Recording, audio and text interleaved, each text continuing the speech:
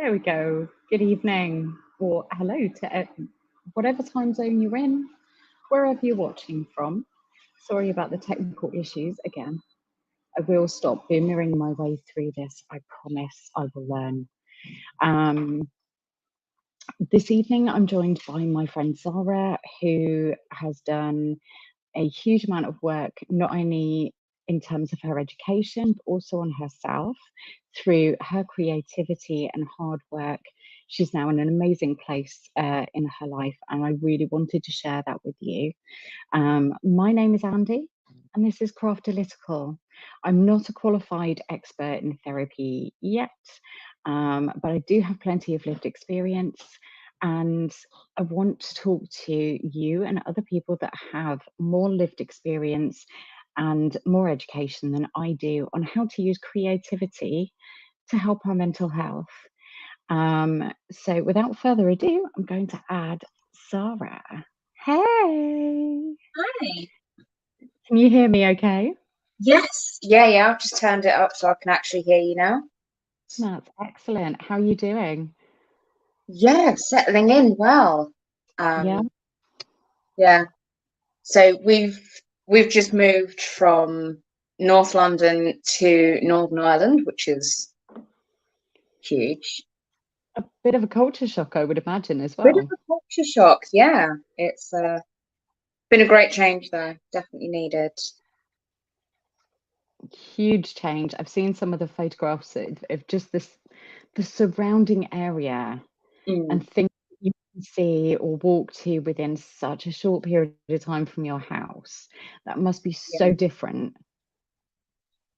It, And oh, go on. um, to anyone who is stuck and is sort of debating doing a big lifestyle change like this. Um,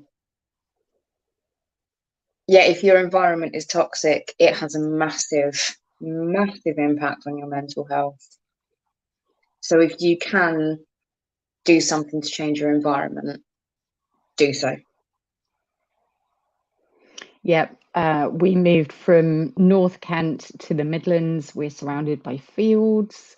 It's a completely different way of life. And it was the best decision we ever made to just take that step away, because we needed, I don't know, I think when you're younger, you like the hustle and bustle, and Yeah. you can just get on the tube, or you can do it, and I think you get to a certain point in your life, and for us it was, I don't really want to raise kids here, and that's nothing against anyone who has raised kids there. You're doing a great job, but we want a different way of life, um, especially with Dale retraining and becoming a blacksmith and following his creativity and stuff like that. It gave us that lease to be able to do it. So I'm so chuffed for you, but you feel like you're a million miles away now.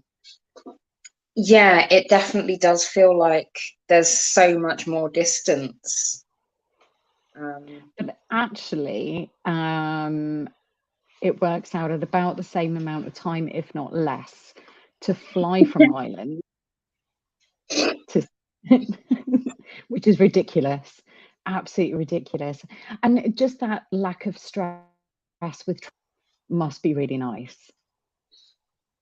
yeah, the ability to go on countryside walks every day. Um, the area we were in North London was getting rougher and rougher. And it went from somewhere that was quite all right to grow up in to somewhere that I could not raise my son in. Yeah, Probably in the I, space of about 10 or 20 years, it went from quite a nice bit to, and it's such a shame. mm, It is such a shame because I mean I remember you know, living in and around London 20 years ago and loving it. Yeah. Absolutely love it. The amount of building work and, you know, the population during the day goes up by literally millions of people. So during work hours, there is nothing but traffic and pollution and people. And some people thrive on that, and I'm not trying to take that away from them, but I think, you know, there's more and more people like you saying, well, I can get on a flight, I can get on a train. If I want to go and see London or go back and visit friends or whatever it might be, I can do that. But actually day-to-day life is much more pleasant, kind of moving away from the bigger cities. Yeah, definitely. So, oh, sorry, go on. And so, you know, we're an hour's train ride from Belfast. So if we want any of that sort of city amenities and stuff, we've got it not very far away. So, which is really nice as well, because Belfast is beautiful. oh, absolutely gorgeous. It's such a lovely place, and the people are just so friendly. They are. Everybody wishes you good morning, good afternoon. Everybody says hi. Must be a bit of a shock. Why are these people talking to me? What do they want? Oh wait, hold on, they're being friendly. Yeah, everyone's being nice. Very odd. So, tell us a little bit more about you. If there's one thing you would love people to know about you, because we all have that secret self. If there is one thing you would like people to know about you, what would that be? That's one of those impossible questions. It's like a job interview question that, you know, there are 1,000 answers you could give, but which is the right answer for the situation you've been asked it in? There is no right or wrong answer. It's, you know, what is that one thing that people don't get about you straight away?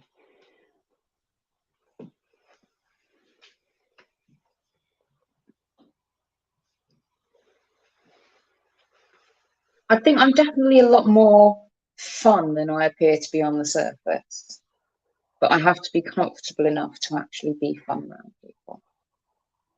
And that's quite a good one, because we all have that mask we wear. Everyone has that mask, whether it's the work mask or the home mask or whatever else it is. I think we all have to feel our way through a situation, and we hide a little bit before we're comfortable. You are definitely more fun. You were definitely fun. I'm fun. I'm seconding that. Definitely seconding that. For anyone watching on the live stream, if you want to send us a live chat, we'll read it out and we'll discuss it. If you have any questions for Zara or myself, do that. If you're watching on the replay, leave a comment on the video itself and we'll get back to you. Sorry, I forget to encourage people to join in. So tell me a little bit about this qualification. I've put a link to the organisation in the description for anyone who's interested. But tell me a little bit about how you found them and why you decided to go down that route. So Place to Be aren't the people that I got my qualification from. They are the organisation that I volunteered with to complete my practice hours. I got my qualification through a company called Chrysalis that do sort of distance learning, sort of part-time learning. And that was, I was sort of between things. and questioning what I actually wanted to do, where I wanted to go, and saw an advert for counselling training. And it was one of those things that was on the list of possibilities. And it was sort of coming to the top. And I just sort of made up my mind that actually that was the direction that I wanted to go in.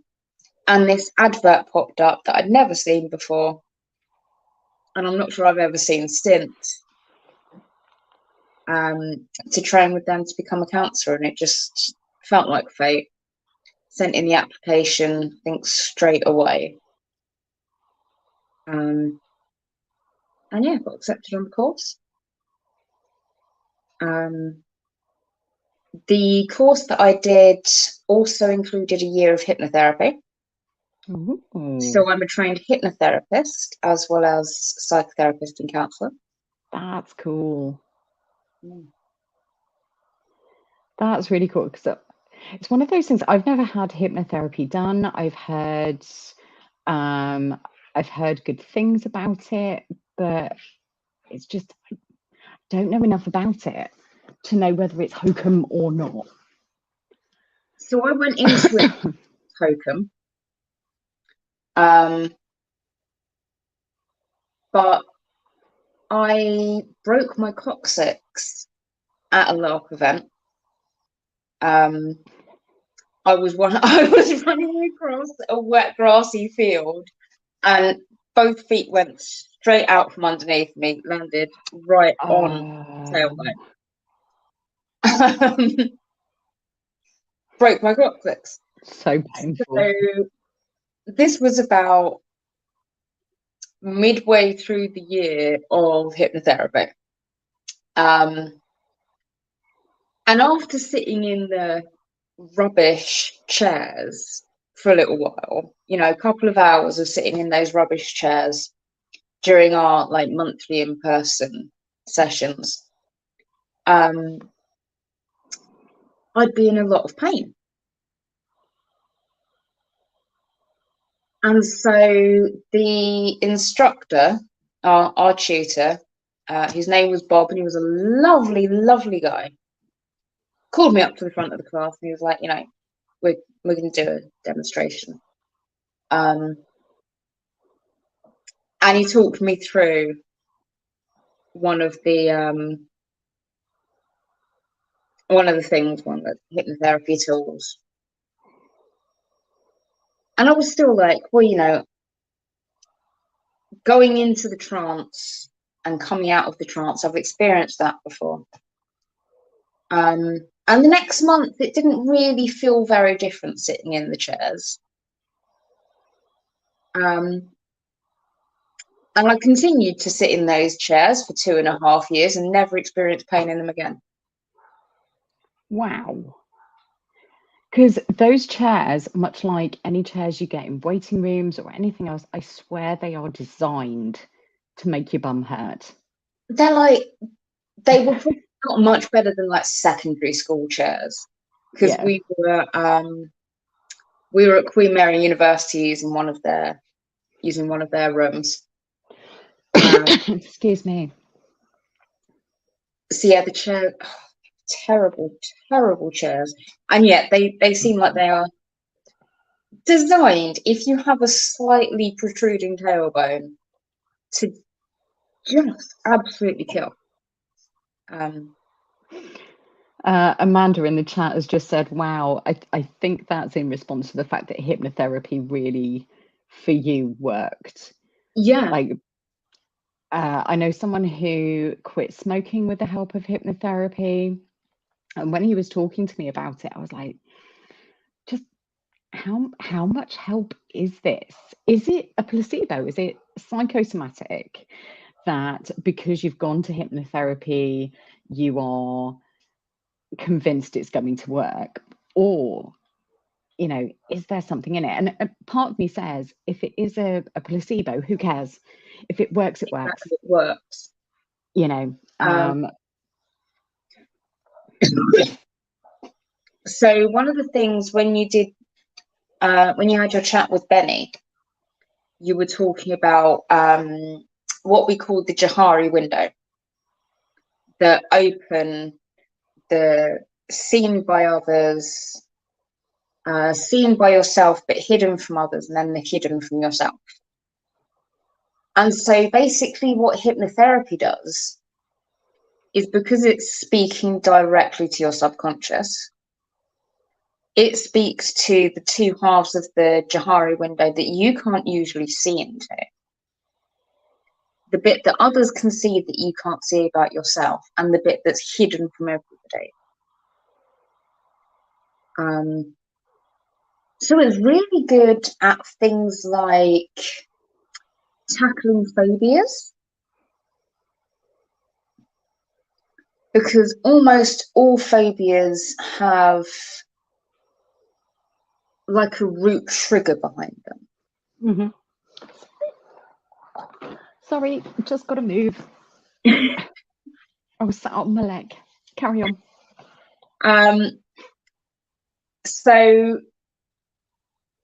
if this is, a root trigger that happens that you don't remember because you don't give it any conscious importance. You were walking to the park one day and a dog growled at you, and you've been scared of dogs ever since, but you don't know, because it was like a 10-second interaction, that's what the trigger is. So through hypnotherapy and speaking to the subconscious, you can find out those sort of very, very basic answers. So Amanda's just raised a really interesting point. She says she tried it for weight loss and it was not successful for her, but this was decades ago and she's not sure that she was actually open to it. So is that a factor? Absolutely. If you're telling yourself you're not going to go into the trance, then you're not going to go into the trance. If you're telling yourself, well, I'm going to go into the therapeutic trance, but I'm not going to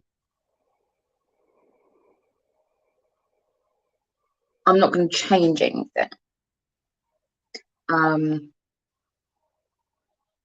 It can speak to the hidden things, but what it can't do is bypass the conscious entirely. Right. So the conscious blocks. So if you go in kind of going, this is a load of crap, it's not going to work. And if you're saying that strongly to yourself, that can block it from that can actually reaching. Yeah, that's really interesting, because the human brain is just baffling for everything we know. Absolutely. We only know about 10% of what we know about, what there is about the brain. So kind of, and I suppose it's a bit like confirmation bias. This isn't going to work. It doesn't work. You believe it even stronger. One of the things that was raised earlier on Facebook, Amanda says, yeah, she was in high school and her mum put her into it. And obviously that will have a factor as well. Yeah, you have to want to do it. Yeah. Like any therapy, any form of therapy whatsoever will not work if you are forced to be there.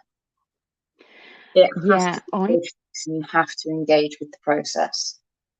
I've said this before, that therapy is a little bit like any medical treatment, but I associate it with addiction treatment. You have to want to work at it. You have to want to face these things. And, therapy of any kind is really hard. It is hard. You have to go through it. There's no easy way. The only way out is through. And you have to, there is work that you have to put in. If you're not ready for it, you don't think that you need it, you don't think it's going to work, all of those things are going to get in the way. You know, and I've lived that to a certain extent. I think a lot of people can identify with that. So I had a question on Facebook from someone earlier. I hope that they are watching. They want to know, why is it so ingrained in them to see the worst in every situation? To put it lightly, shit goes wrong for me, so now I just expect it, and it's left me jaded, and it's made life difficult in general. How can I change this outlook? Oh, that's really interesting. So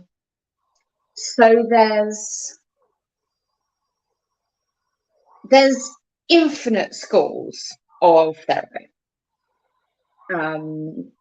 Within psychotherapy and counselling, there's infinite books by infinite people.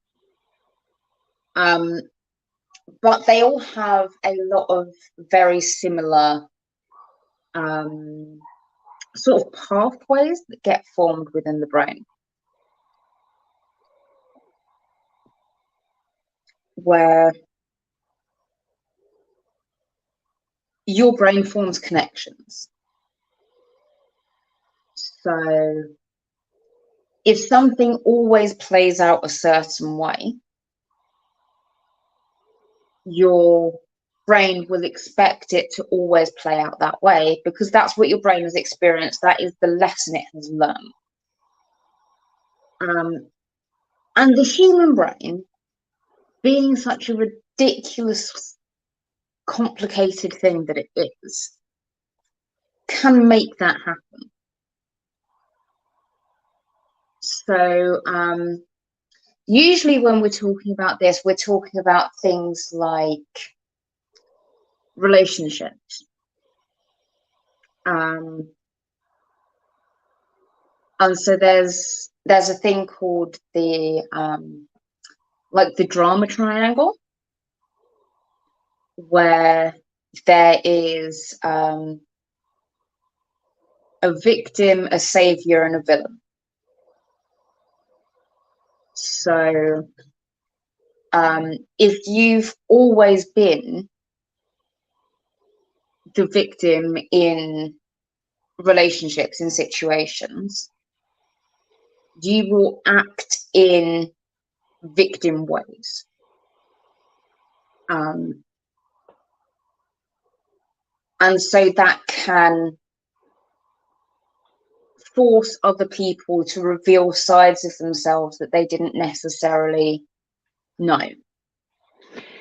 So you, because of your actions, you are putting someone else in a role that they wouldn't. Yeah. So you are eliciting those responses from someone. Yes.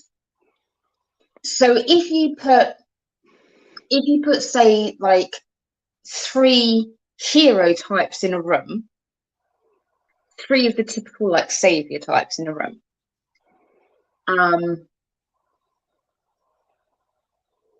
they will eventually settle into these 3 roles, where one of them starts acting the villain, one of them starts acting the victim, and one of them maintains their savior role. And that can be, as you know, as basic as you put 3 people into a room and one of them goes, "Are you looking at my mate funny?" Nothing even needs to have happened from the perspective of the villain. But if someone goes to you, "Are you looking at my mate funny?" you're going to get quite defensive, quite angry. Oh, well, you know, I wasn't looking at him funny, but if I was looking at him funny, it's because he did this. Yeah. And you put yourself into that aggressive villain role. And because the other 2 roles are occupied, you've got the savior occupied, you've got the villain occupied, the third one has to turn into the victim. And this is just one of, several different relationship styles from one theoretical set of counselling.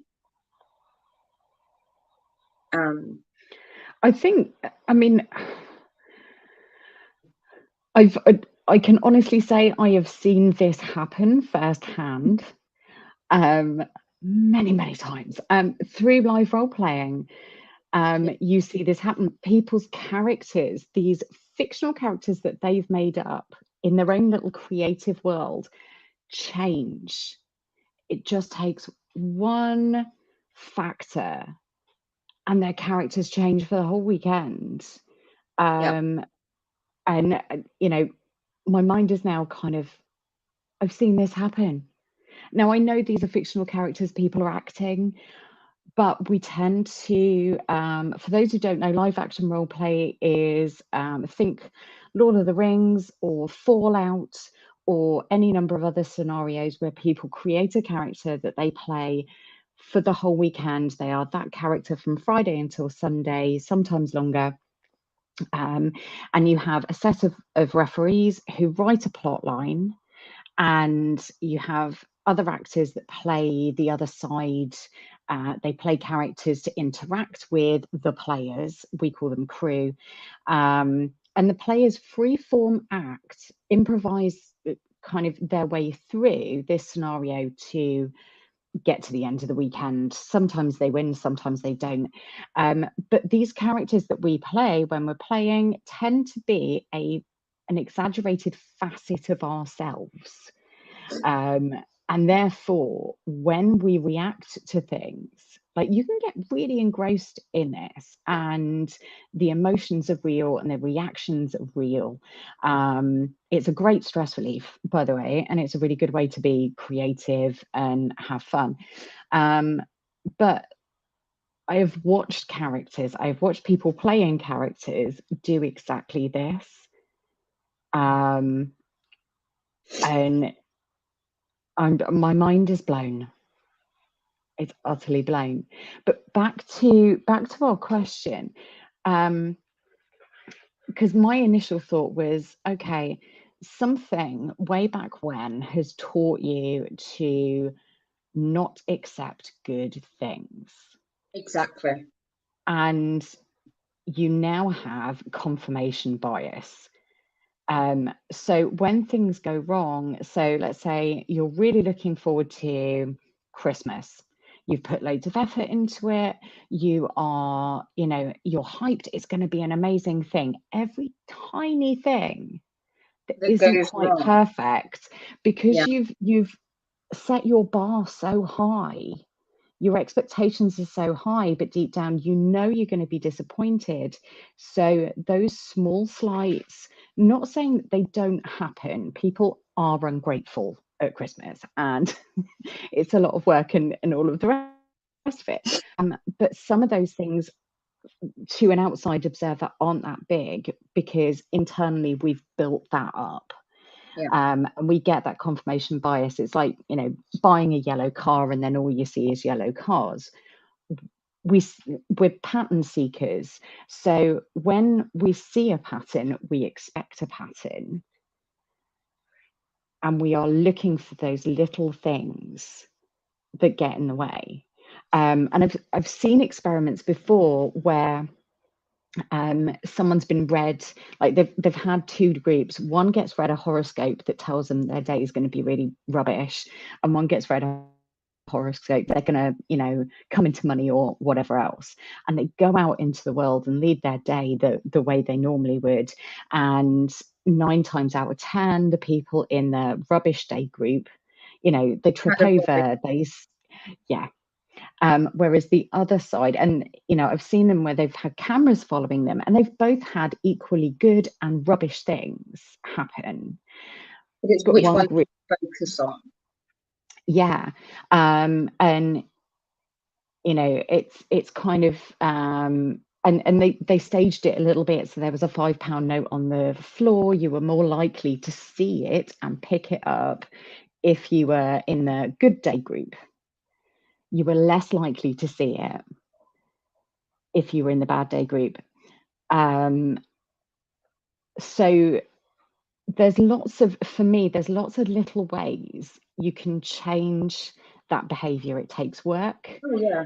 And it's not easy, that you're going to have better days than others, and you're going to catch yourself in those cycles. That trap of bad stuff is going to happen. What would you recommend as a bit of a first step away from that kind of situation? Because it's not nice to live through. It's a really awful cycle to be in. It really, really is. And if it's, for example, like going on dates, you know, every first date I've ever been on has been terrible since whoever it was that I was last with, that we had a good relationship. So you'd want to think about that first bad date. And you go, okay, so was it actually a bad date, or was I just comparing it to something that's up on a pedestal? And if it is a case of comparing it to something that's up on a pedestal, well, then have the other dates, the subsequent dates, actually been bad? Or am I just expecting a bad date?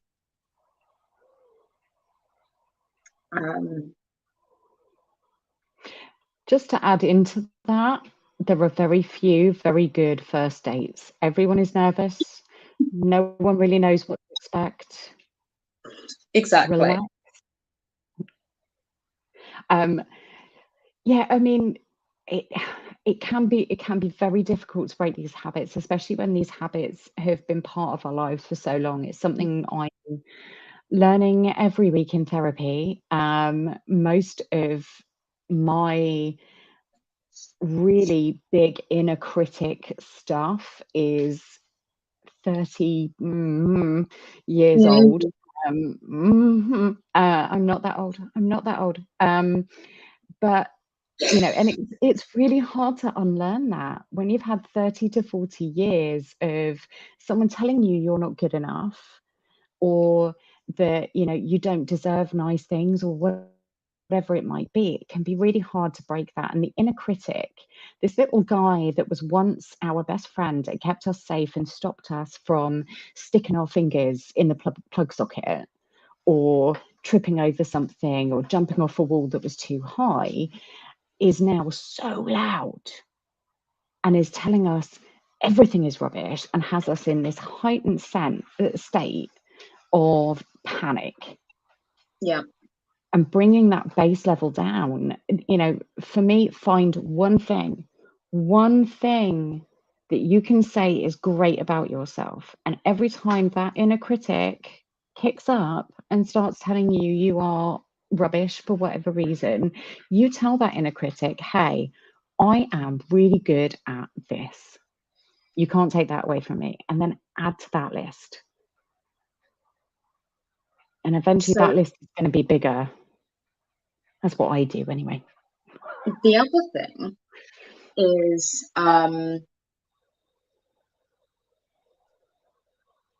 stress.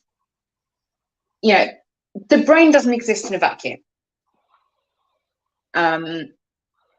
It has all the parts of the body as well. So if we look at stress has reactions that it causes within the body. You know, when the stress hormones, when adrenaline gets released, it creates changes in the body. Once you've lived for a certain amount of time, under a certain amount of stress, that becomes your body's baseline.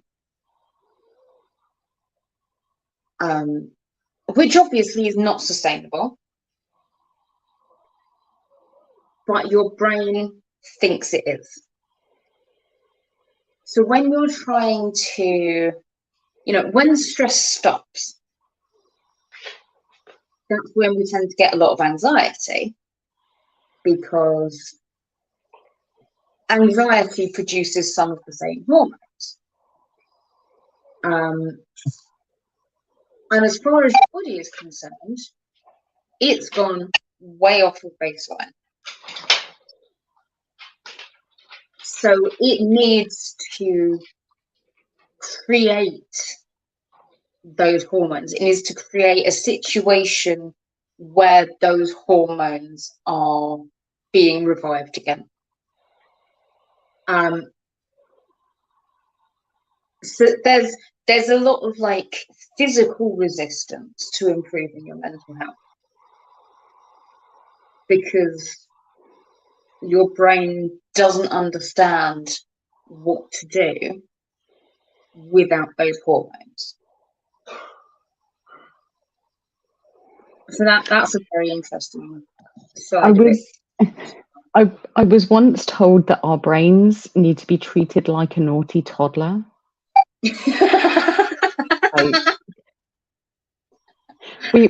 we have to kind of go, no. And what that was in reference to was insomnia. I go through periods of really awful insomnia, and sometimes it's a good idea to get up, have a drink, reset, go back to bed and try again. And sometimes that causes a pattern in our brain. If you get up at 3 o'clock in the morning because you can't sleep and have a cup of tea, too often your brain goes, wakey, it's time for a cup of tea. It's time to get up and get a cup of tea. Yeah. So what you have to do in that case is kind of go, no, it is bedtime, brain. It is bedtime. And it's really hard to fight through that. And lie there going, I really want a cup of tea. Really want a cup of tea. You want a cup of tea. And your brain is just an idiot sometimes for all of the amazingness that a brain is. Like maybe I shouldn't say your as in everyone's. My brain is an idiot at times. And I think, being about the chemicals and the fact that your brain kind of goes, well, where are they? And I need them so it produces its own, is, that's really helped me. I'm a very data-driven person. So if I know what's going on, I'm automatically calmer. So knowing that that's what my brain is doing really helps. And I hope it's helped other people as well, because mind blown. Absolutely mind blown. That sort of acknowledgement is that can be hugely useful during a panic attack. It's one of the discussed strategies for a panic attack is that you turn around and go, yes, thank you, brain. I am totally aware that I am panicking about this subject. Thank you for giving me that information. I'm not dying, but you set all the alarm systems off so that I know there's a problem. Thanks for telling me about the problem. You can calm down now. And sometimes that works and sometimes it doesn't. It depends on how kind of deep you are, and what has set off that panic attack, especially when there is no there's no obvious trigger. Yeah. No obvious reason. Your brain just goes, here, have fun. And so I'm panicking, but what am I panicking about? You could be slightly more clear than just increasing my heart rate till I think it's going to explode. I can't breathe. Why can't I breathe? Because I'm panicking. Okay, great, I'm panicking. What's the point of those signals if you're not going to give me some more information? Yeah, see, I have PTSD, and sometimes I will have an episode, and I will have no idea. There are no obvious triggers. Where the hell has this come from? Why am I crying and yelling at people and having all of those really awful reactions? I cannot think of a thing that has set this off. And that's worse. That for me, that is worse, because I then start panicking. Is there something going on that I'm not aware of? And, if I know what's happening, I can calm myself down. If I don't know what's happening, I will get angrier and more upset. Yeah.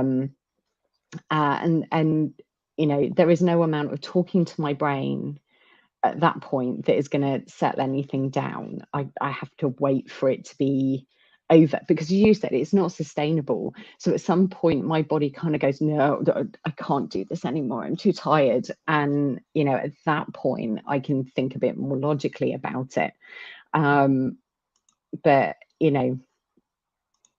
I think a lot of what I want to say to people is, test things out, find ways that work for you.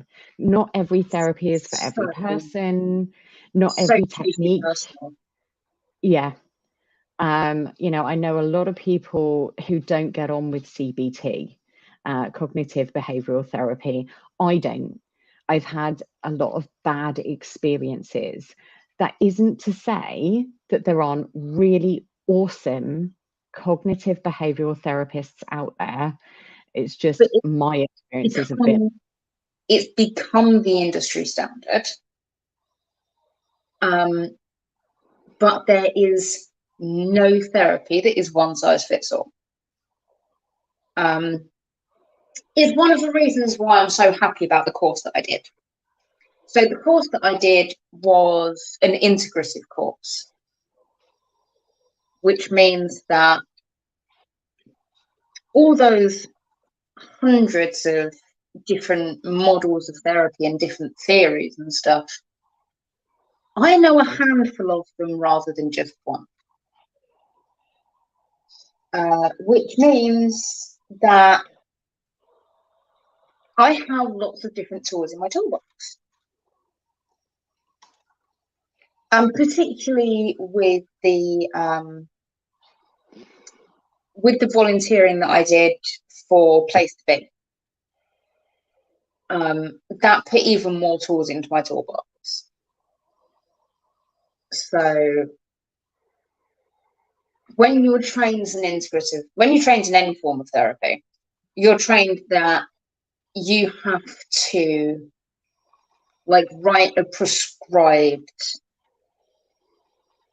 set of sessions for your client.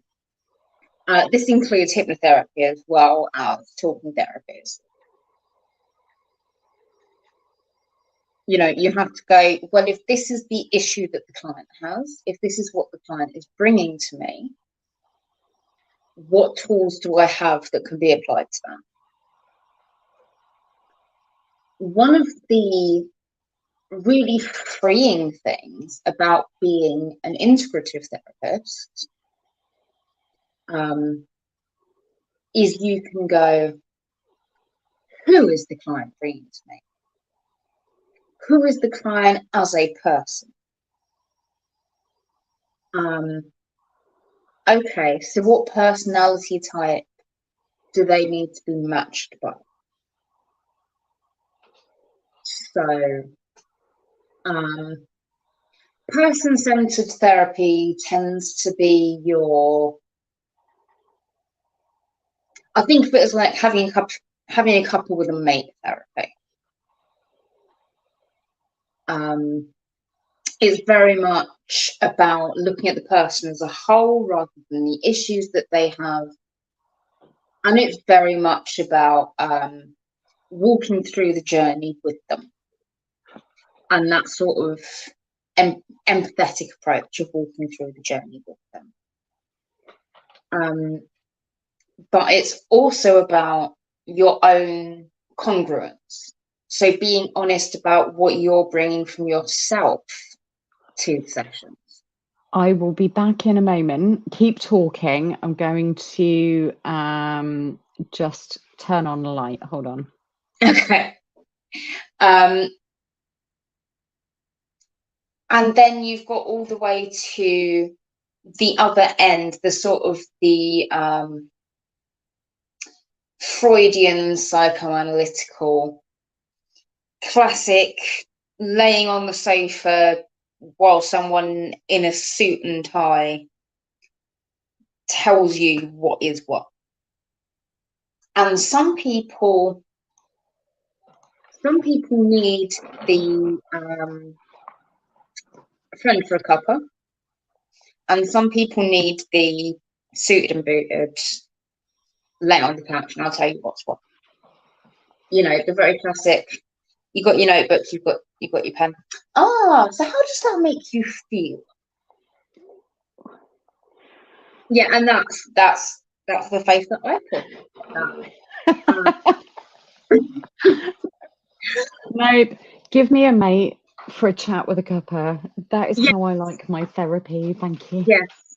I am absolutely a mate with a cuppa therapist.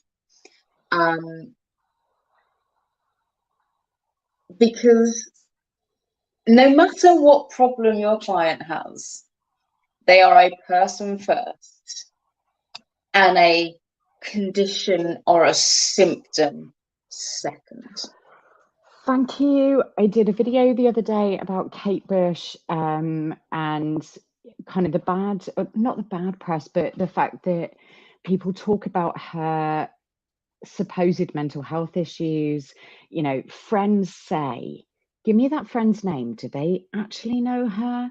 And people referring to her as, you know, oh, Kate Bush is very no, what was it?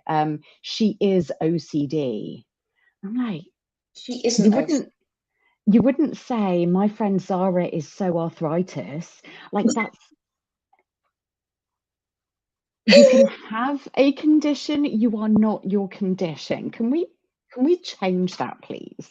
Yeah. Like, obviously that changes with some things. Just because it needs saying, because please do. Autistic people are autistic. Yes. They do not have autism. So there's always an exception to the rule. There's always exceptions. And I'm not saying that, but you know, I've had it. I've been referred to as, you know, PTSD. Andy is PTSD, and I'm like, is that how it works now? You know, no, I am not my condition. I'm a person first. I just happen to have this condition. You know, my condition does not change the person inside. Let's not, you know, give it more of a voice. Let's talk about the mental health condition. Absolutely. Absolutely. Let's normalize that. But let's not, you know, refer to people as their condition unless there is a reason for it, unless there is actually the medical side of things, you know, or the diagnosis side of things where, for instance, someone is autistic and, you know, there's a good reason for why we say that. But, you know, let's think about it. But I'm a big fan of person first and the whole person, not just the bits you like or the bits you're going to treat, but this person, because that whole person is made up of all of these experiences. And you have to accept the whole person to be able to look at all of those experiences and why that person may be having difficulty with where they are now. You know, so one of the things, so self-diagnosed autistic, this is one of my special interests. It is something that I could talk about for days. Absolutely, I could talk about it non-stop for days. And that is one of the ways that I process things. So when I had essays that I had to write, my poor husband and mum would just, yeah, you just sit there and I'm going to rant at you about special interest until it makes sense in my head. So person-centered therapy has like a set of core tenets that you have to adhere to. And so we learn a couple of them in year one, and then you learn sort of the rest of them in year two. So year one was like a basic covering of all these different theories, and then year two was more in depth. So the top three are empathy. So that's meeting your client where they are. Not necessarily where you want them to be or anything else, but meeting them where they are at the moment and being with them in the moment of what they're feeling. And feeling a little bit with them as well. So for me personally, I'm the sort of practitioner that I will cry in sessions. I've had, especially working with adolescents, sometimes when you're working with an adolescent, they can't cry because of the levels of masking and things going on, and because they have to go from your session, because the placement I was doing was in a school setting. So they have to go from your session to their next lesson. So sometimes in order to put themselves back together at the end of a session, they can't feel their feelings fully in the session.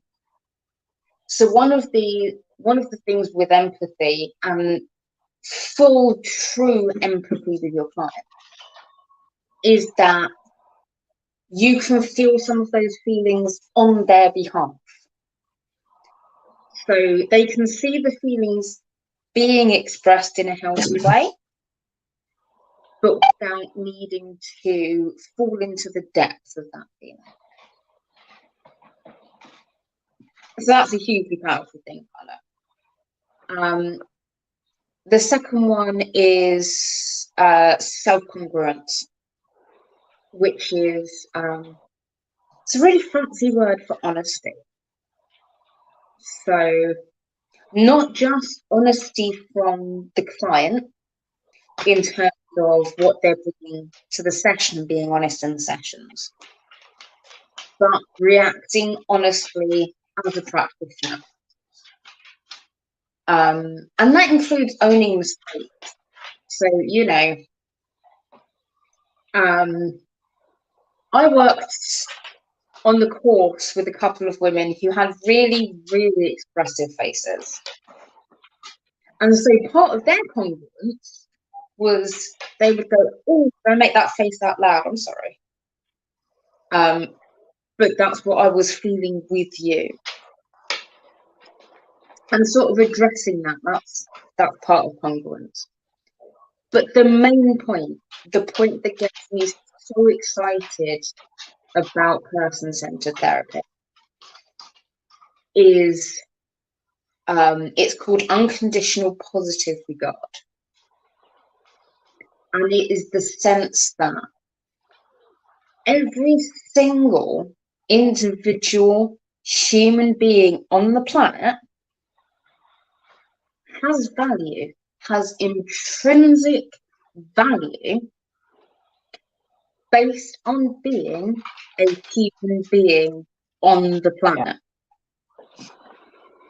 And you have to do quite a bit of work with person-centered therapy in order to practice it, because the only way to congruently offer your clients unconditional positive regard is to hold it for yourself. Yeah. You know, where you go, okay, so in order to accept that my clients flaws and behaviors don't take away from their intrinsic value as a human being. I have to hold that my flaws and behaviors don't take away from my intrinsic value as a human being. So that's quite an interesting one to sort of work through. Yeah, I hate the phrase "be kind to yourself." I far prefer to have compassion for a particular situation or for a person or for myself. And that was a turning point, kind of changing that word, changing kindness to compassion, because compassion makes me see the whole thing and be Yeah. honest about the whole thing, instead of kind of going, oh, I haven't done anything today, why am I so tired? That's really negative. You kind of turn it on its head and have compassion. Well, actually, this week's been really busy and this has happened, and oh, I've achieved these things. Because you're seeing the whole, that then gives you perspective as, well, it's no wonder I'm tired. Yeah.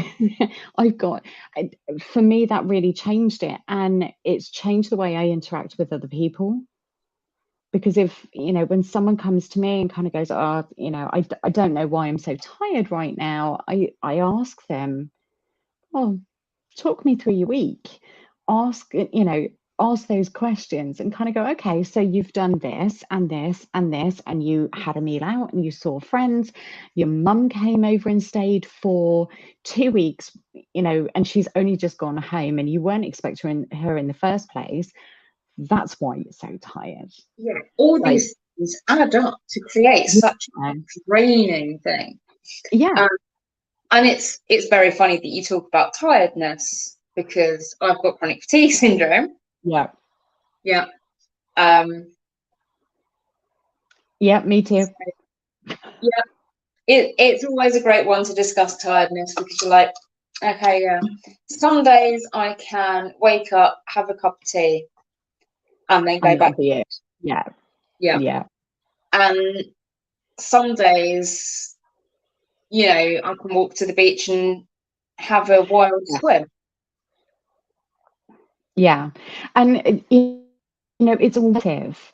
Every person, no matter who they are, how fit and healthy they are, what mental health or physical health conditions they have, everyone wakes up with a certain amount of spoons. And I would really encourage people to go and look up spoon theory. It's by a lady called Christine, and it's a brilliant way of explaining fatigue and chronic illness. But everyone has so much energy that they wake up with, and they've got to portion that out. And one thing to remember is mental health also takes spoons.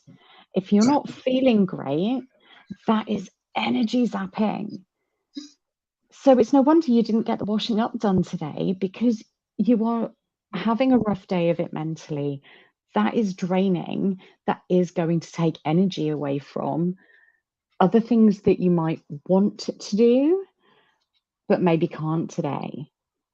And changing, again, talking about a changing language, going from I have to or I should to I aim to, I would like to, This is on the to-do list for today. If the to-do list for today becomes the to-do list for this week, that's fine. Any progress is good progress. And if that progress is you got yourself out of bed and put your slippers on, go you. Because some days that is hard. Some days that is so hard. And it's an idea that I'm trying to raise my son with, is in regards to doing housework and things like that. The phrase we've adopted is better, not perfect. Yes. Okay, so you can't clean up the whole living room, but you've gone around with a black bag and put the absolute rubbish in the bin. Yeah. And it's not perfect. It doesn't look perfect. Probably if you had a guest over, they'd still go, oh my God, that's an absolute shit tip. But you know it's better than it was. Yeah.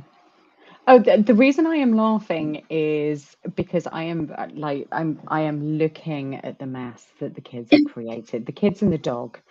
The dog has ripped up a soft toy, and it just looks like it's snowed all Yeah, over the floor. The kids have had their toy baskets out, and I haven't had time to tidy up. Do you know what? You guys can't see it. exactly. Can't see it.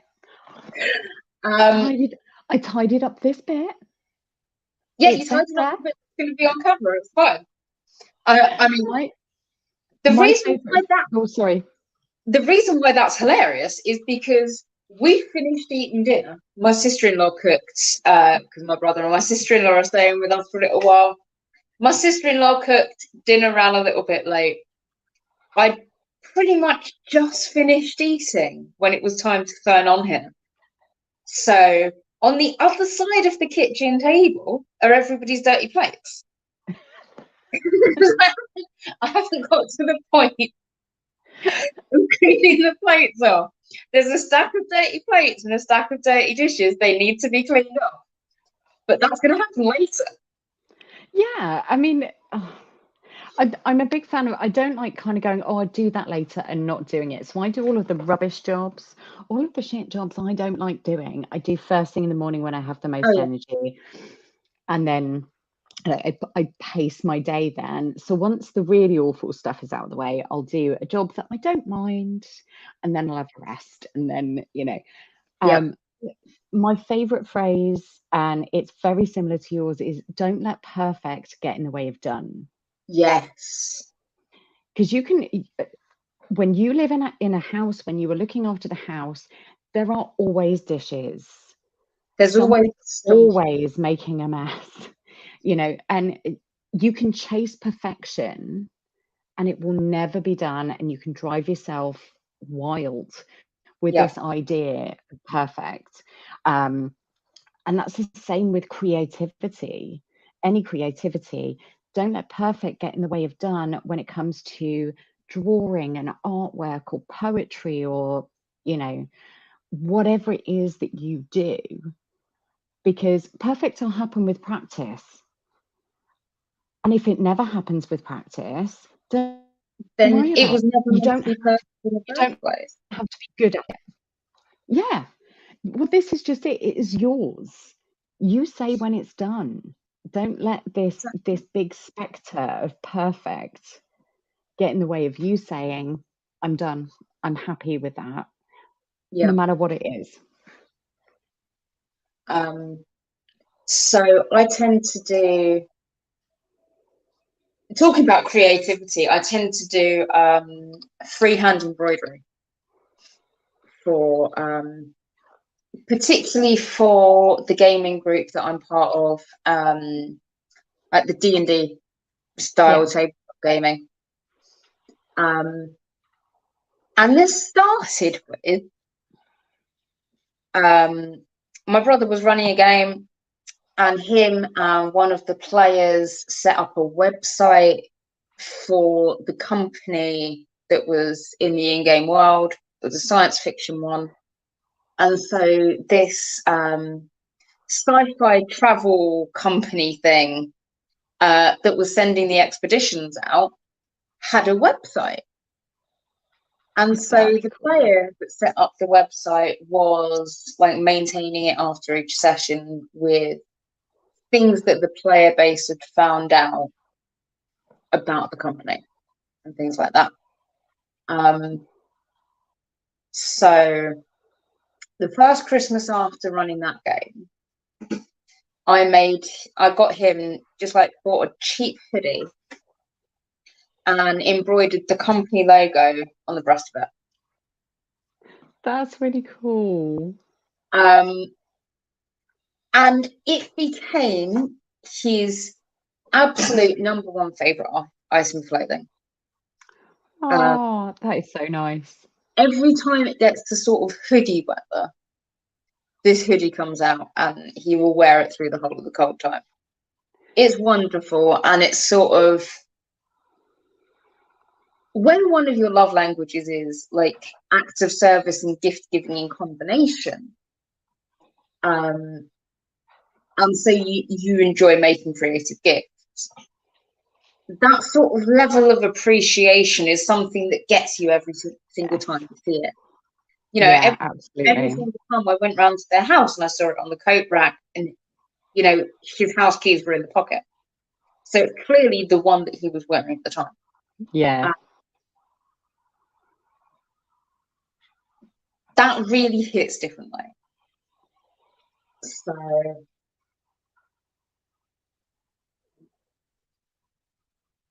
That's amazing. I mean, I love so there have been things that I have made for my kids that they've kind of gone, oh, thank you, and then never touched again. And there are other things that I have made for them that every time, you know, they ask for matching dresses.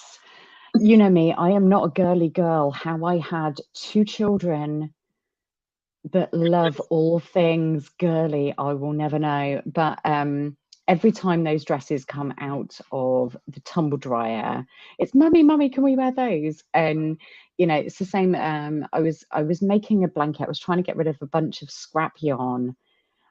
So I was testing out a pattern that had been in my head for ages, and I thought, right, I'll do it.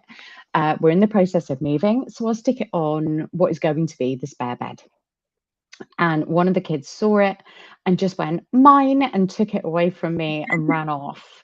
So I am now making a second one for the other child. And it's, you know, every time I see them underneath that blanket, it makes you feel really appreciated.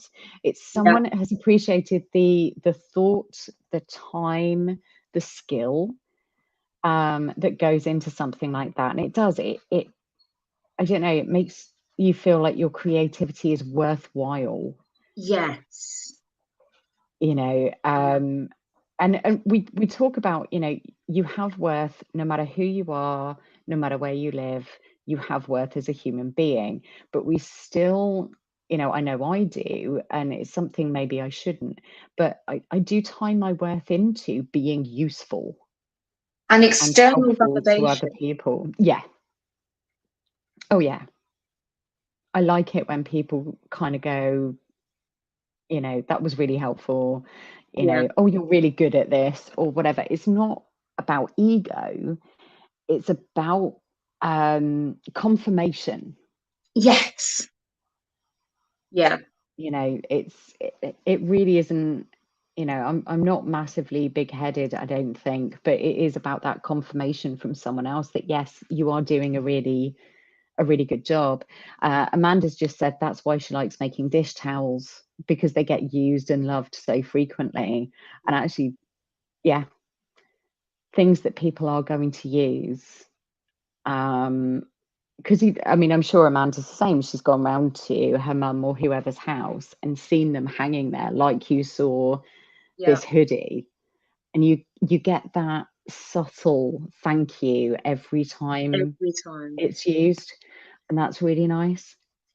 Another thing that really sort of really hits that spot is LARP kit. Yes.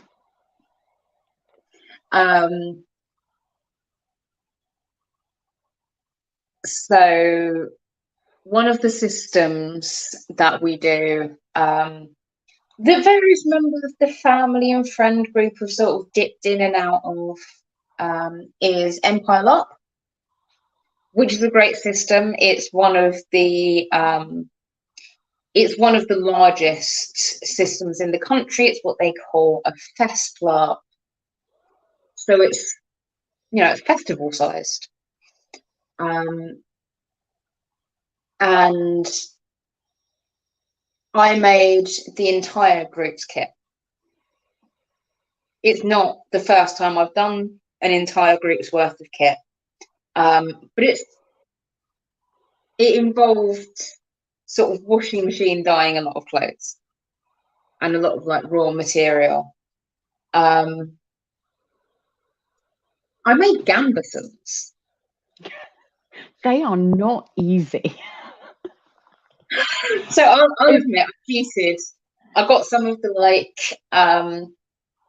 wadding stuff like you use to make duvets and oven gloves and that sort of thing. Yeah.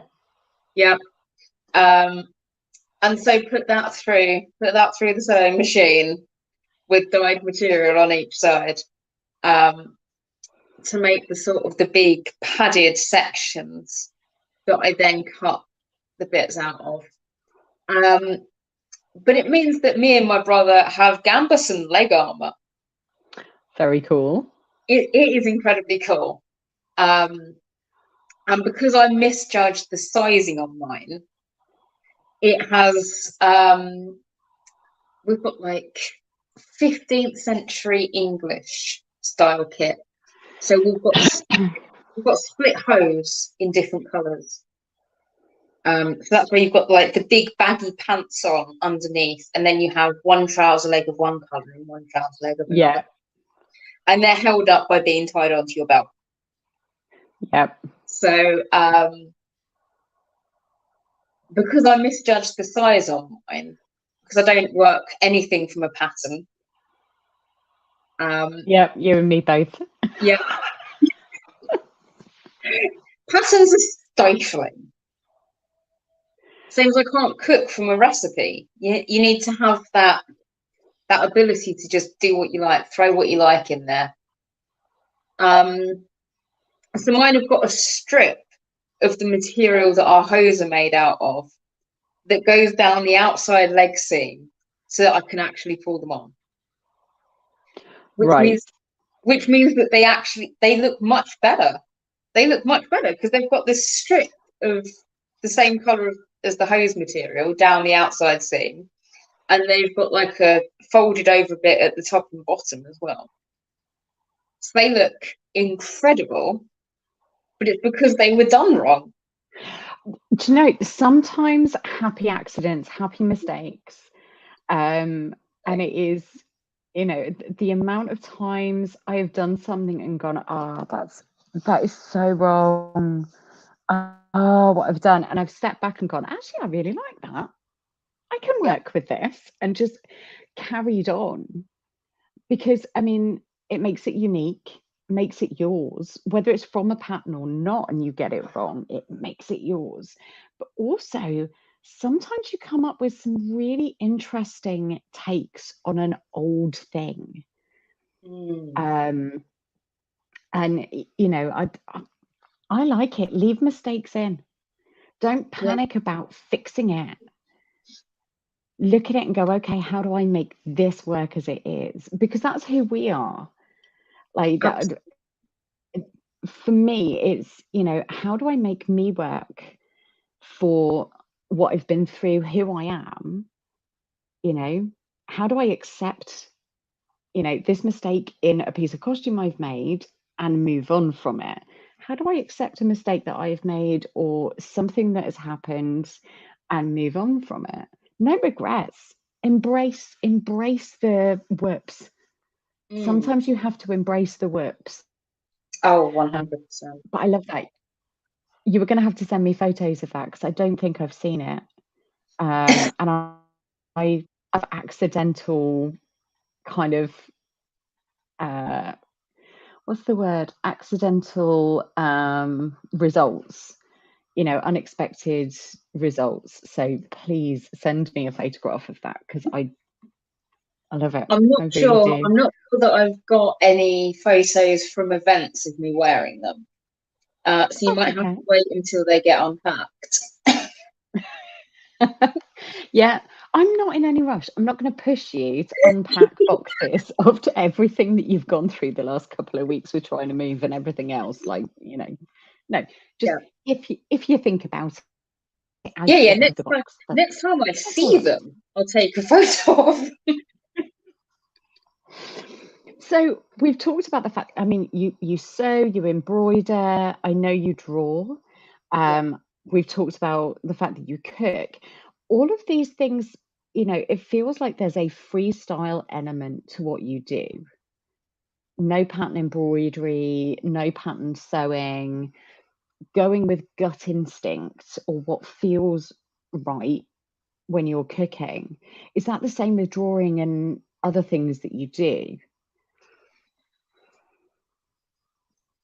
Drawing, I usually have an idea of what it is that I want to draw. But I'm one of these people that I don't see images in my head. Which completely baffles most of my family, and they try and work out how I can draw a picture if I don't know what the picture's supposed to look like. How can I, design an item of clothing if I don't know what it's supposed to look like?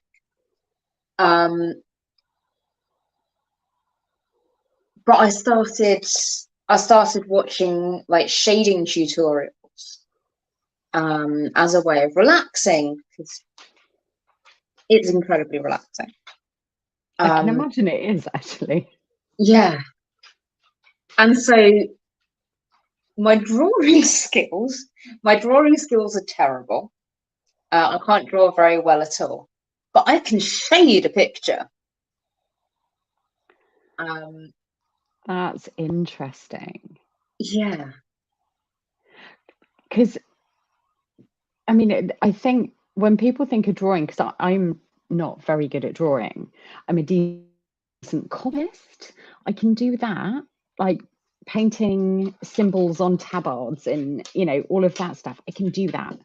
But I really struggle to draw. So the idea of kind of going, okay, well, I'm not actually going to draw. I'm basically going to color in.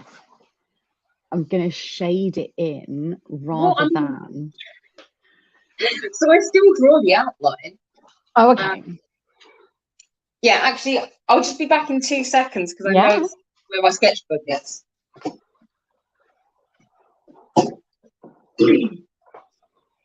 If you have any questions for us, do put a comment in the live chat. Leave a comment in the normal comment section if you're watching on replay. Do give the video a like, hit the subscribe button, hit the bell, color in all of those buttons. They want to be colored in. It's creative. I'm not asking just for me getting confirmation from the world that I'm doing okay. It is for the YouTube algorithm. The more people that like a video, the more people that get shown it. It's silly. So please do me a favor and hit all of those things. Also go back to the channel, have a look at some of the other videos as well. Oh, she's back. I'm back. I'm trying to find, like, there's a particular one in my head that I want to show you, but I'm not sure if it's in this book or not. Because I did a lot of artwork when I was running a D&D campaign. Was I did all the associated artwork with it. And so, I draw things for my players to show them what was going on.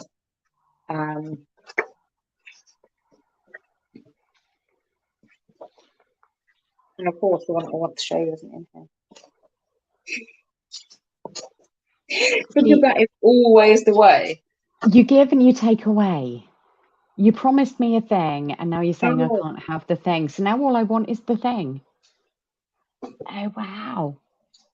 So that is that's really an underground, cool. it's an underground dwarven hold. That is so tricky because you've got so many different angles that things are at. Mm-hmm. Kind of staircases and what looks like a little boat dock. Yeah. And lots of different angles and stuff like that. I love it.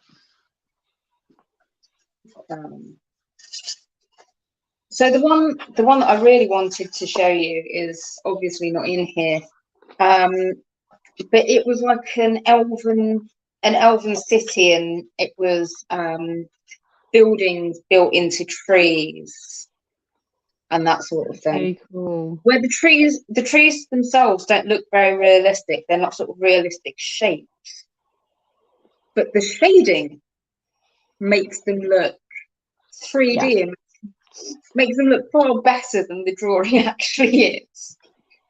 See, I think a lot of the time shading and being able to, I suppose, kind of pass on the idea of the drawing to someone else. That sounds really pretentious, but like when someone could look at it and see what it is and see that shading and that the idea that you had, I think sometimes that is more exciting than something that is perfect, has no heart, you know, it has no emotion to it. So I really like that. Really like the kind of I'm in love with the dwarven cavern city. Thank you. Might have to steal that idea at some stage. For luck, not for no, I'm not going to steal your artwork. It was like a collaborative thing with the players. Was that I would if they were playing different races, it was just a case of, okay, so you tell me what that race exists as in the world. And so that was what one of the players came up with. This is another one of my favorites. Is that a dragon and a baby dragon? It's a dragon and there's another baby dragon. That's really cool. That the baby dragon on the pile of gold. Kind of just I love it. See, again, and it's also humor when you can see someone's humor and their heart in their artwork. It doesn't matter whether it's, quote unquote good. It doesn't have to be perfect to really enjoy it. So I did this one when my little one had some friends over for a play date. And so it was coloured in based on the outfits that him and his friends were wearing. That's really cool. Yeah. So I ran that one straight upstairs to the photocopier, and before the boys left, they got a copy of it to take home with them. That's really sweet. And again, that's your love language and a really sweet thing to do, because those boys would have loved it. Really, really enjoyed that. I mean, I'm not, as I've said, I'm not a very good artist, but I really like colouring in. Like adult colouring in. There is something so satisfying. Do you find that drawing relieves your stress? Does it take you to kind of a peaceful place? I find that drawing is a thing that I do when I have something in my head that needs to get onto paper. So particularly when I was running the game, and so I had things that I needed to get across to my players. I needed to get across to them the feel of some of these places and how completely bizarre they were. I needed to get across to them how some things looked. And so that was an absolute need to get it out.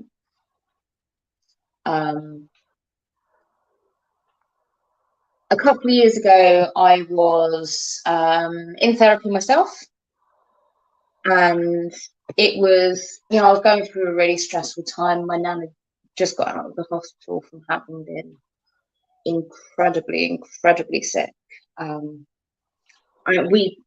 We thought when she first went in that she wasn't going to be coming home. She was that level of sick. And it was coming up to Christmas, and I was talking to my therapist about it and about how normally I would have creative projects on the go for people's Christmas presents. And I was saying that I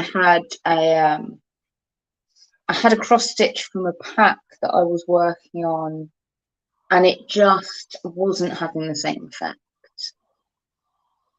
And so she basically turned around and told me, well, then find a project. Make yourself a project. You know, if what you need is something to do with your hands, do something with your hands. As you can see, I've got a lot of scars across my chest. This is because I am a compulsive skin picker when I'm stressed. So if I don't have something to do with my hands, I am constantly touching the face. You know, I'm one of those people that the acne never went away after puberty. So there's always something for me to pick at. And I found that something that I can do quietly in the evening, you know, while the TV's on in the background or whatever, that I can just do with my hands. Not necessarily having to involve my brain, works really, really well. And so last Christmas this was when I was running a game. I made the entire gaming group t-shirts with 3 sigils on them. One on the breast and one on each arm. Because the summer before, we'd had our first in-person game session of one of the other games we were playing post-pandemic. And so we decided to make a big thing of it, and it was an in-character tourney. And so we had a couple of different contests going on that would have been like nightly skills contests going on alongside the joust. So we had a poetry competition and an art competition that the players entered. And so I made everybody a commemorative t-shirt, which had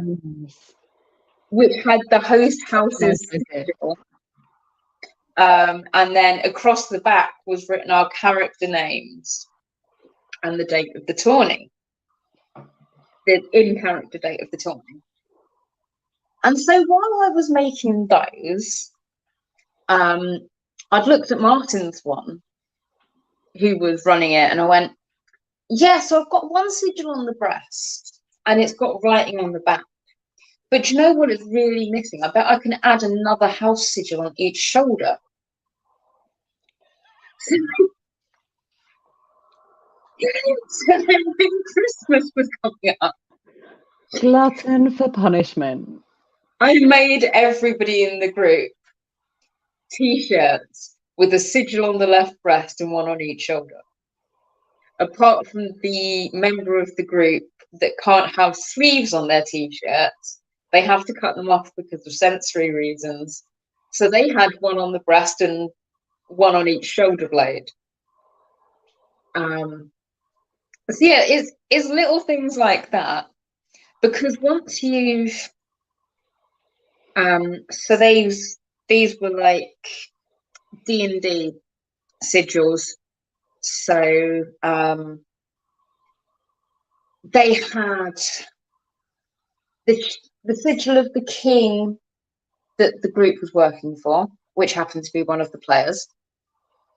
And each one had a unique set of 3 sigils. So it was usually the sigil of the player that they were all working with, the sigil of, some of them had the sigil of the starting city for the members of the party that had been born there. and usually the sigil of their god. So they were taken straight out of the D&D 3.5 player's handbook, and then like a simplified version of those sketched onto the t-shirt. Like I identify with this very strongly, because I'll do a thing and then I'll kind of go, do you know what? I could add whatever it is, or I could do a matching pair, and halfway through that I think, what an idiot. Why do I do this to myself? But actually I get a huge amount of pleasure out of doing it. Especially if anything, just like you, TV's on in the background. I've got to do something with my hands. I get very restless if I'm sat still. I really struggle to sit still. I am constantly, doing something, and it might be I'll play a game on my phone and watch TV, or because I find that if I sit and just watch TV, I'm not concentrating on it. Yep. I used to read and watch TV, and my mum couldn't work out how I could tell her exactly the plot of the book I was reading and exactly the plot of the TV show, because my brain could only concentrate if it was trying to concentrate on two things. Yeah, I have to, if the other half is playing games or whatever else, I've got an earphone in and I'm listening to a podcast, or I'm watching other YouTube channels or whatever else, and I'm doing some kind of craft with my hands. I struggle to calm down. I struggle to relax. I am not sure that I could count on one hand the amount of times I relax in a year. Yeah. Like I'm always in a state of stress, always. So for me, having something to do with my hands makes such a huge difference. And that goes back to what we were talking about earlier, that when you live with that degree of stress, your brain will produce those hormones. And so you get anxious about things because, like, well, nothing's gone wrong for a week. So then the anxiety starts kicking in because, well, if nothing's gone wrong for a week, we can't have 2 weeks. All gonna hit at once, yeah. Right. So you have to be in crisis mode. I mean, before the pandemic, my nan was living in London, and it was really, really bad for her health. And so she was having, I think in a year she had like 2 heart attacks. And she was living just around the corner from me. Now, I'm a clumsy enough person. I've got hypermobility.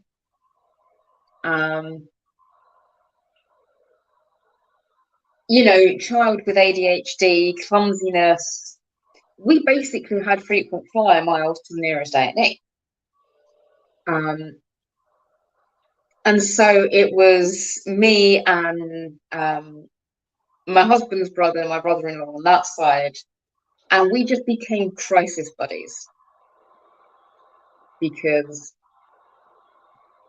he was always willing to travel across London to join you in a hospital waiting room. So that was how we maintained our sanity a lot of the time, with just talking about being crisis buddies. You're the person I would absolutely phone in a crisis because you can talk me down from it. And so for a long time, my nan went to stay after her hospital stay at the end of 2019. She went to stay with my uncle and his family in Chelmsford, just outside of London, to recuperate. And she was still staying with them when the first lockdown hit. Her health has never been better. That's amazing. Most of the symptoms of her asthma have gone. She's not had any more heart attacks. She's doing incredibly well. That is amazing. So we told her not to come back. Yeah. We were like, we love you, but stay away. We love you, but you need to sell your flat and buy somewhere out there, because, well, you know, she said to us, well, I'm thinking of selling my flat, if that's okay with you guys, because I live just around the corner from you, and obviously I moved closer to you so that we could spend more time together.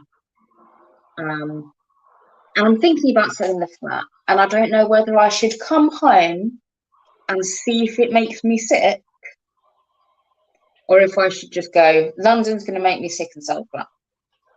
We told her, don't come home. Don't do it. Yeah, just don't. We'll go in, we'll pack up your stuff. Don't come back. Don't come back. There's no point in coming back for 6 weeks, having another 3-month hospital stay. Yes. You know, don't do it. And so that was the sort of headspace I was in when I was in counselling, and my counsellor turned around to me and said to me, just find a project. Yeah. If the pre-made project with the instructions with them aren't hitting the right spot, put that to one side. You can pick that up later. Get a project on the go. Yeah. Just do something. So yeah, it's really nice to have had that experience where a mental health professional is telling you, if you know that this works for you, do it. Yeah. Oscar.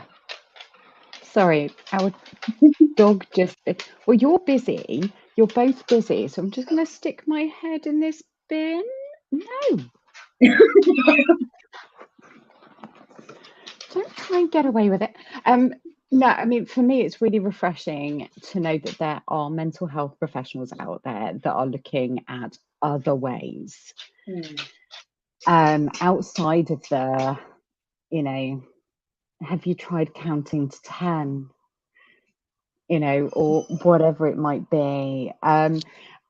That's where I want to go with my training. You know, my ideal world is having a studio that is a safe space for people who just want to come in and do some kind of creativity. You don't have to have therapy, but this is a space where you can spread out and make a bit of a mess. But also as a way of, you know, okay, well, we're going to talk about some stuff, tough stuff. Do you want to get your colouring out? We'll talk about it while you're distracted with your hands. Let's ground you in like, you are grounded because you are physically here and you're physically colouring or doing fibre art, or, you know, whatever it might be. If you need to drum on the table while we talk about this, whatever that creativity is that gives you grounding is going to help you express how you are feeling without engaging that bit of the brain that stops you feeling the feelings, stops you saying the words, or steps in and says, we can't say that. That's not something we're allowed to say. I mean, I've done that in therapy. You know, I've said something out loud about a loved one and kind of gone, that's a really terrible thing to say. No, it's not. It's not a terrible thing to say. You have to talk about it. Yes, you have to get it verbally, otherwise it's going to sit within you. Yeah. So having that something to do with your hands that stops that little bit of the brain kind of engaging and stopping you And I've found that, people are more talkative when they are being creative. Because we just sat around, doing crochet or whatever else, and people will open up and say, hey, I've had a really shit week. And they will talk about things in a way that they wouldn't talk to their kids or their husband, wife, whoever about. Like the classic mental image of the Women's Institute knit and natter. Yeah. But it works with kind of any part of the gender spectrum. Yeah. Because we're being creative together, right? We're enjoying each other's art and creativity. There's automatically a mutual respect. There's automatically a worth. If you're feeling worthless, I'm telling you you're not, because I'm really enjoying your creativity, whatever that creativity is. So it's like there's automatically a sense of vulnerability involved as well. Because a lot of art and a lot of creativity could be quite raw and quite vulnerable. Yeah, I mean, this isn't about diagnosing someone the way an art therapist would, but about sharing that emotion, the heart that you put in your creation. And, it's mutual appreciation as well. Too many people have stopped being creative because they were told by, their art teacher that they weren't very good, or whatever it might be. And it's about re-sparking that joy.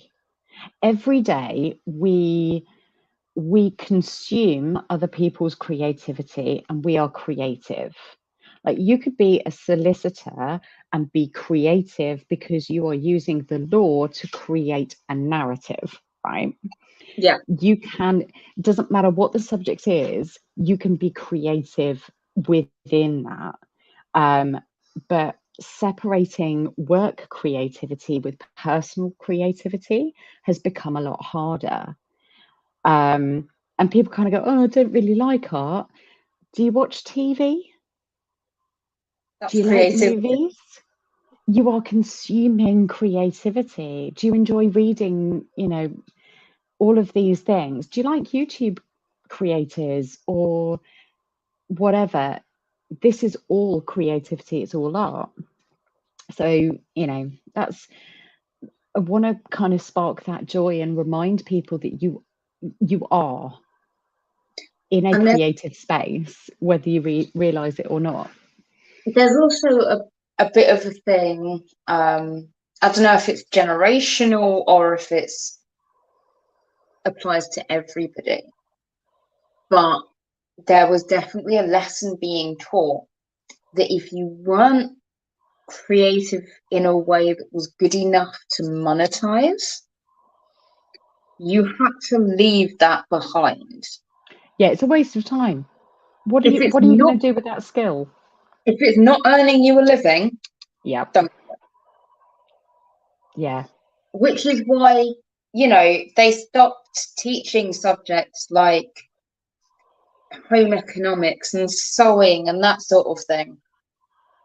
My nan taught me to sew on her sewing machine when I was 10. My son knows how to sew on a sewing machine. He knows how to sew by hand, because those are life skills. Yes. Yeah. They're life skills that you can use to be creative. But if he doesn't move out of my house knowing how to fix a seam, or sew on a button, or if the seam splits. Yep. There's no saying we're going to be living close enough to each other for him to just knock on my door and go, Mum, my seam split. Yeah. And I'm not relying on his partner to know those skills. Yeah. And it's, as you said, these are life skills, and they're actually quite fun. Like Yes. pulling out this obscure, if you're in a situation in your life where you don't use the skills very often, when you do, you remember being taught by your mum or your nan. You have that connection and that fondness to that skill, and that is really good for your mental health. It takes you back to a happy place, or it should. So all of that feeds into, and being able to do it for yourself is really good for your self-esteem. Like a sense of accomplishment. Like Yeah, I didn't have to take it to someone else to fix it. I fixed it. I didn't have to buy a new one, for sure. So we've been talking for an hour and 45 minutes, and honestly, I've really enjoyed it. But I'm aware that you have dishes to do. And also it's getting a little bit late. So I want to ask you a few questions. I ask these of everyone because I'm really interested in kind of learning a little bit more about the person, not just what they can share with us. So what is your go-to comfort TV show? Quite possibly Grey's Anatomy. Like a good medical drama, and already seen all the personal dramas. We know how all that plays out. So yeah. See, a comfort show is great because no matter what happens, you know how it ends. It's a safe space to be. There is no unknown anymore. What is your favorite creativity by someone else to consume?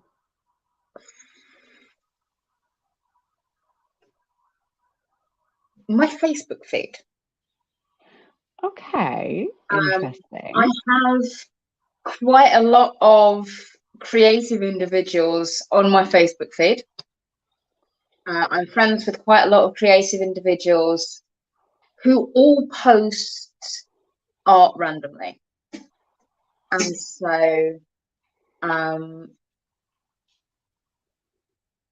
I'll get different work in progress pictures from different people. I'll get different finished pictures from different people.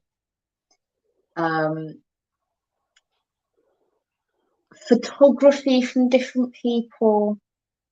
Like there's a couple of people that I'm friends with that do daily walks.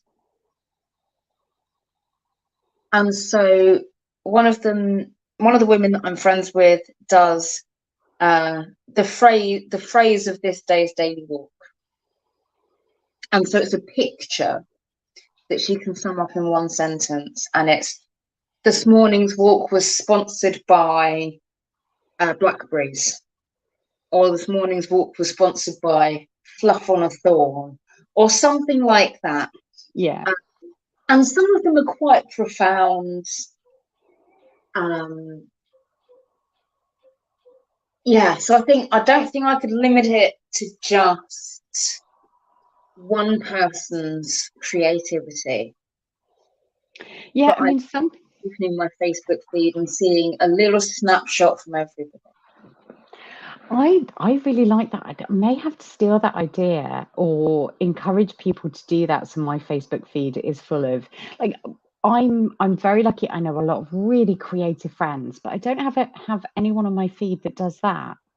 And I need more beautiful photographs in my life, I think, because that's quite a nice thing. And it's something that I'm sure her friends look forward to as well. One of those things that if she misses a day, people notice, which is quite nice. And again, it's a gift for her and for other people. I like that.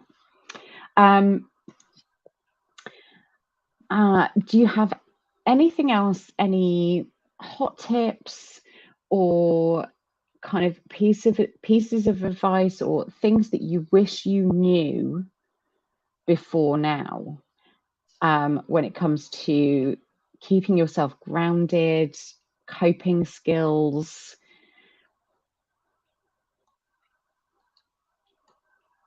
So one of the things that I learned from the training that I did with Place to Be, and I'm kind of gutted that we didn't get to speak more about Place to Be, because the conversation just kept on like touching on it and drifting away. Sorry. No, it's just how conversations flow. One of the things that I learned from my training there that's really, really helped me since is not to think, you don't have to label your emotions. If you can't find the right words, because where we're working with children, or in my case, adolescents, they don't necessarily have the language to label what they're feeling. And so one of my favorite exercises to do with the kids was to just put out all the art supplies, and tell them I didn't want them to do a picture, I just wanted them to put colour on paper. Cover as much or as little of the paper as they liked, but just think about how they felt in that instant and put colour on the paper. And then once all the colours are on the paper, you can then go through and you can say, well, what do you think of when you look at this colour? How do you feel when you look at this colour? And so one of the things that I've started doing is checking in with myself, not necessarily how am I feeling, but what colour am I today? Okay, yeah. And then I can work out from that, well, what does that represent?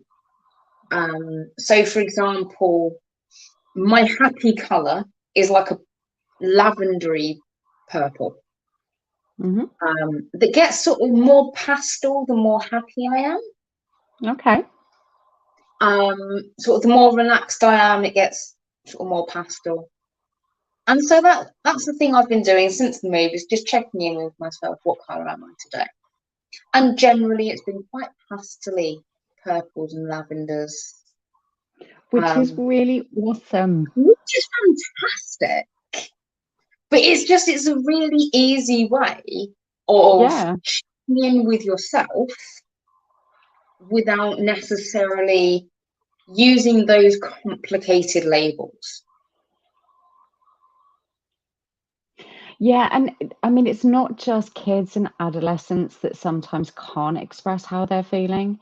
You know, I mean, I've had moments where I've just not been able to get it out. I feel a thing, I'm so deep in that I can't share, no matter how hard I try. And I know other adults that really struggle with articulate or finding the words. They put themselves under such huge pressure, to identify so much pressure, the word, and also to be able to get the person who's asking or the person that's with them to understand what they mean by that word. You know, we've adopted some old English words in this house, and one of them is morbs. I have the morbs, which is, you know, I'm not really sitting in a corner, don't touch me, depressed, but I'm pretty down. And it's can't really give a reason for it. It's just on the roller coaster of my emotions. I'm on a jet.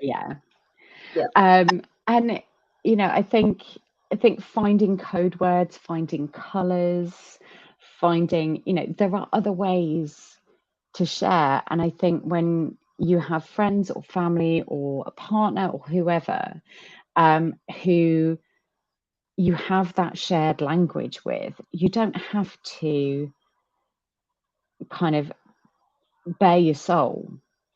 You don't have to just pour everything out. There's no pressure, you know. Excuse me, that one word or that one color tells someone who knows you what's really going on. And I think that's a clever way of kind of getting that kind of less pressureful conversation going. I like that. I also like the fact that you are living in the pastel range right now. That makes me very, Yes. very happy. Yeah. That is Lots of pastel awesome. purples. It's quite a nice lilac at the moment. That's really nice. It is about time. You know, I know you were very deeply rooted. You had friends and family in London. But I just, I've spoken to you, I've spoken to your brother, and everyone just seems like their whole body has had a sigh or a Yes. yawn, It's and like just deep breath. yeah, a big cleansing deep breath Yeah. of really good air quality. Yes. I mean, I was going on a walk with my brother, and he was like, it's almost like we are run by this weird thing in the air that you only really get in the countryside. I think they might call it oxygen. The thing is, I mean, you don't realize how oppressive that atmosphere is to be in. You take out kind of all of the noise, which I know has been an adjustment to go from noisy London to silence in Ireland. But you also add into that just the air is hotter, it's more humid, you're breathing in a lot of horrible chemicals from the air pollution. Yeah. And that has an effect on you physically and mentally. So to step away from that, honestly, you and your brother both look like a weight has been lifted. Yeah. You really do. That's exactly how it feels. There's a lot of sky. Like, you can feel yourself standing taller because there's space above you to stand taller Yeah. into. Yeah. Yeah, there's a lot of sky. There's none of this sort of everywhere you look, there's a looming shadow of another building. And I mean, we lived directly across the road from a park, and still I've never seen this much sky. So here's a question that I know Dale will want me to ask. How are the stars? You can see them. Because we'll watch something on TV, and both of us, Dale will say to me, I'd love to live somewhere where I could see stars like that. So, just so that we know, he could go to Ireland and get that kind of sky. Yeah, I mean, Something he's always wanted. I'm terrible at stars. I don't know what they mean. I can't pick out the constellations. But I do know that living in London, even in the park across the road, there was so much light pollution that you could only see a handful. And here I can stand out in my back garden and see stars. I don't know if they're particularly interesting ones, but they exist. But the thing is, I mean, it's little things like that, being able to step out into your garden this time of night and look up and see stars. Like, I'm not great at constellations. I know a few, but I do know that the Plough is one that we can see really, really clearly. And I love it because it goes from kind of that side of the house through the year to kind of, you see it moving day by day across the sky. And it is just little things like that that make a big difference. Absolutely huge. Yeah. It really is. Well, Zara, I will get you back on to tell me more about Place to Be. Yes. We'll do, if you're up to it, we'll do another one where you can talk me through your placement and the work that they do, because I know I'm interested in that. But since it's nearly 10 o'clock, I shall let you get on with those dishes. All right. But thank you so much for spending time with me and kind of sharing your experience as well as your expertise. I really appreciate it. Thank you. All right. And I'll see you soon. See you soon. So that was Zara. I will get her back on to talk about Place to Be. There is a link in the description. Go and check them out because they're a really great organisation. Thank you so much for joining us this evening. I hope it's been interesting and useful. If you have any questions, go ahead and leave a comment. Leave a comment just down there. But also go through all of those buttons at the bottom of the screen. So kind of that way or that way. I never know. Hit like, hit subscribe, and hit the bell. That's the best way to support what we're doing here on the channel.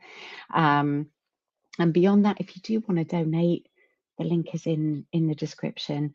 That helps fund my research and all of the other fun things that go on behind the scenes. So thank you very much, everyone. I'll see you soon.